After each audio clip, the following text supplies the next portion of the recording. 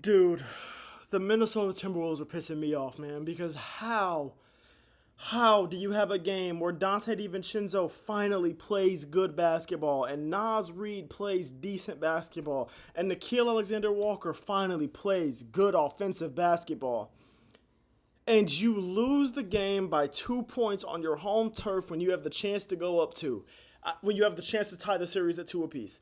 It's not so much that you lost. It's not even that.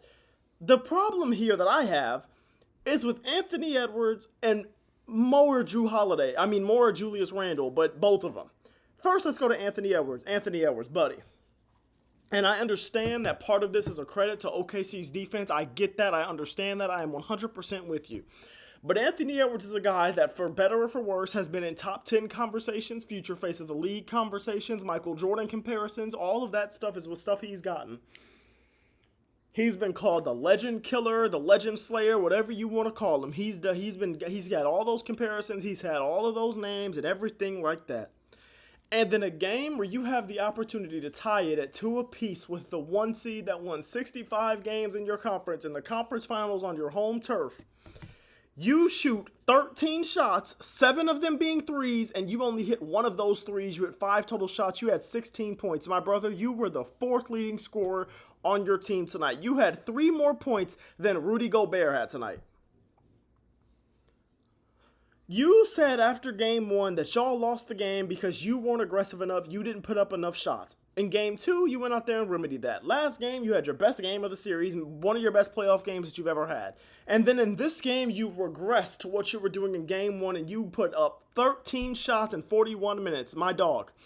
You were out there to be the best player. You were out there to score the ball, to dunk it, to shoot, to get to the paint, to create offense for your team, to play some defense on the other end as well. But mostly, they need you on the offensive end of the court.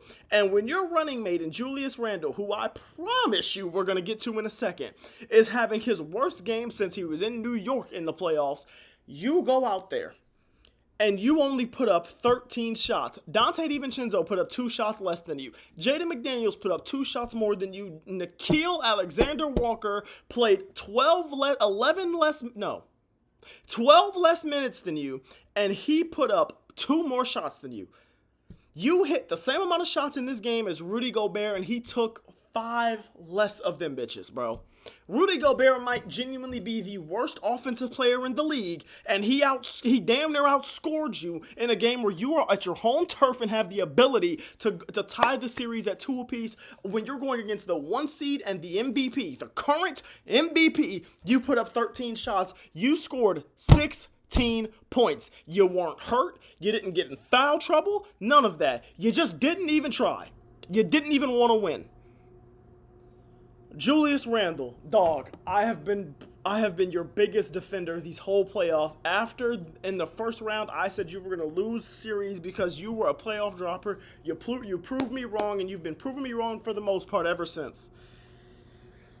And in game 2, you didn't do a damn thing in this series. In the second half of game 1, you didn't do a damn thing. And in game 3, you were probably like the 4th best player on the Timberwolves. But I let all of that slide because Anthony Edwards didn't do that much more than you did and you played better than Ant in game 1.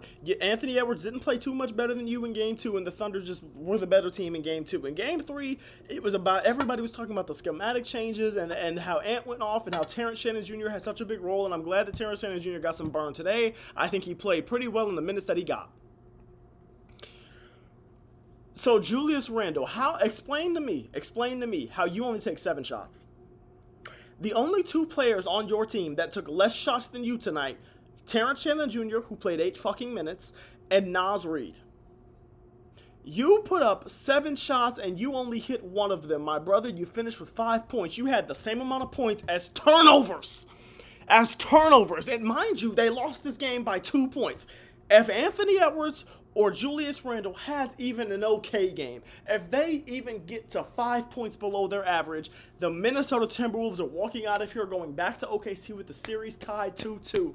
But instead of that, with all the momentum, mind you, they would have been going back into OKC with the series tied 2-2, having just won 2 straight games, including a 60-point fucking blowout.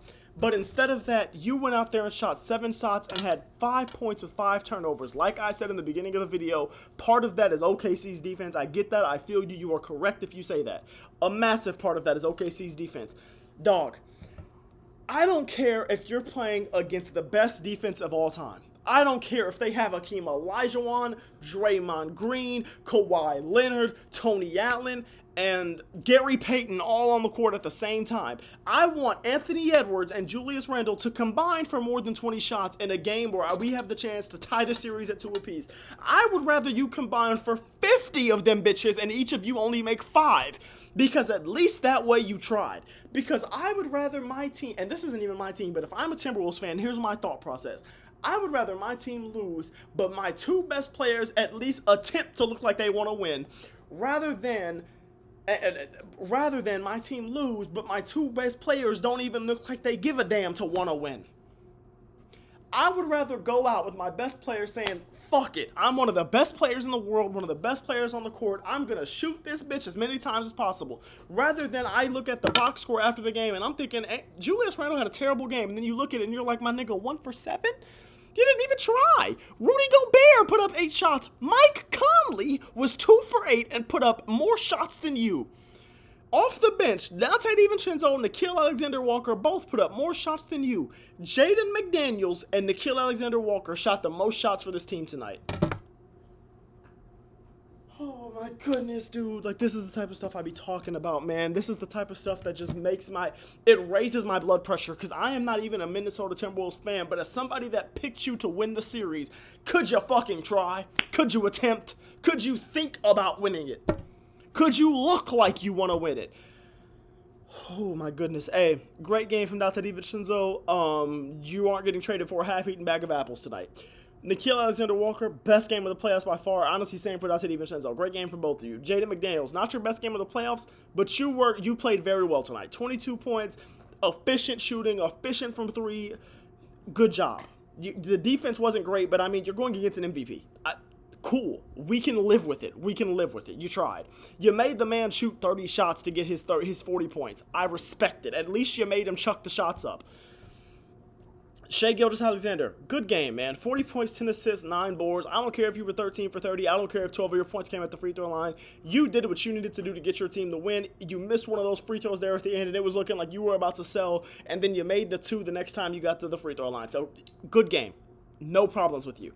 J-Dub, good game. 34 points on 24 shots, 6 of 9 from 3. My fault, Steph Curry. Like, damn. Great game.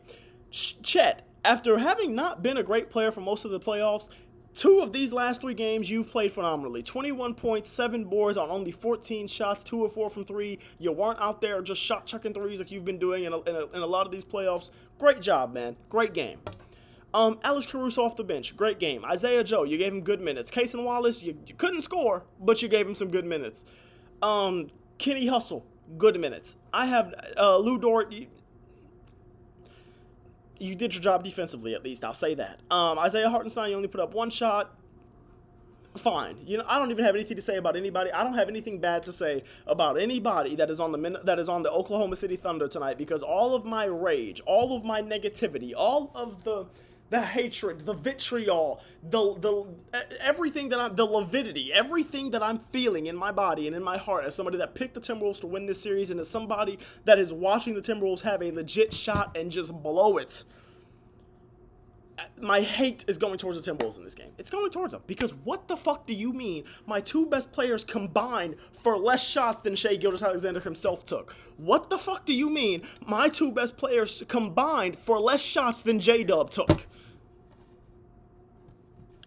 In a game where you lose by 2 at home to tie the series at 2 apiece against the 1 seed and the current MVP, a team that everybody thinks is just going to run through the rest of these playoffs, that's what you do? Man, Michael Jordan my ass. Good night, bro. I love y'all. I appreciate y'all. Thank you for watching. All glory to God as always.